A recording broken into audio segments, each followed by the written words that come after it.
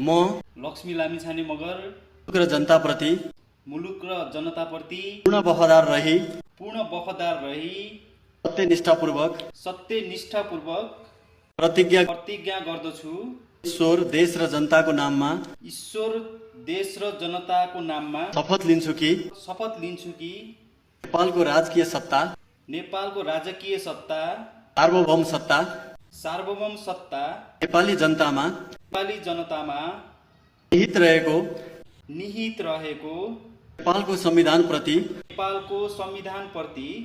पूर्ण वफादार रहँदै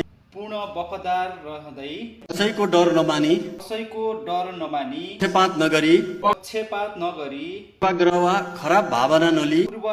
वा खराब भावना नली पदीय गोपनीयता कायम राखी